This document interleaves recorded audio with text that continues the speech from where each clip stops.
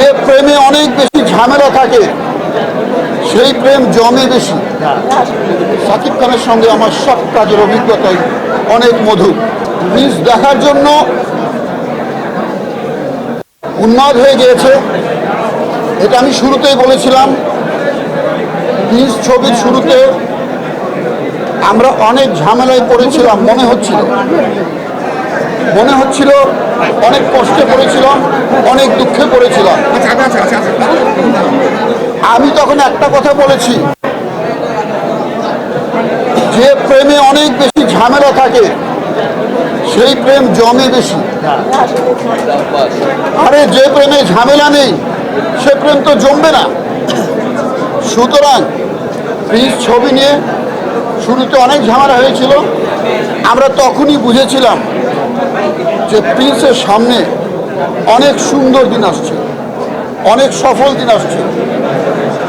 আজকে প্রিন্স দেখতে দর্শকরা যে কষ্টে পড়েছেন, যে ঝামেলায় পড়েছেন, যে হতাশায় পড়েছেন, অবশ্যই এই হতাশা কেটে যাবে এবং প্রিন্সের মতো একটা সুন্দর ছবি, দর্শকপ্রিয় ছবি অবশ্যই দর্শকদের কাছে অনেক অনেক অনেক প্রিয় হবে।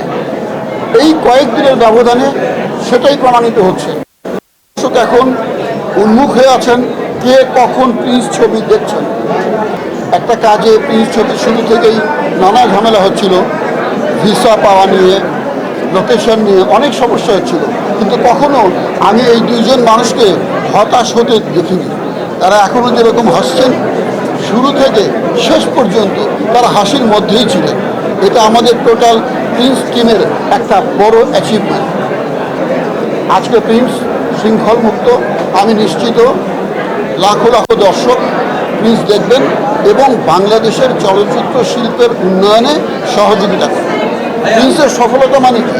আমি এটাকে শুধু প্রিন্সের সফলতা দেখি না, এই সফলতা বাংলাদেশের ফিল্ম ইন্ডাস্ট্রি, চলচ্চিত্র শিল্পের সফলতা।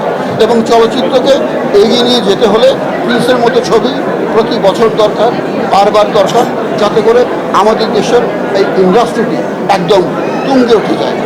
শাকিব খানের সঙ্গে আমার সব কাজের অভিজ্ঞতাই অনেক মধুর।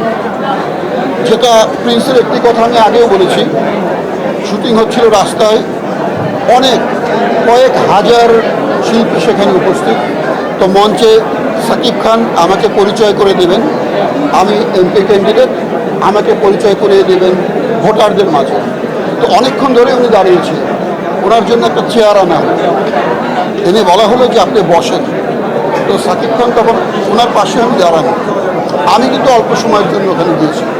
শাকিব খান তখন বললেন যে আগে এজাজ ভাইকে চেয়ার দাও, উনি বসুন, তারপর আমি বসি।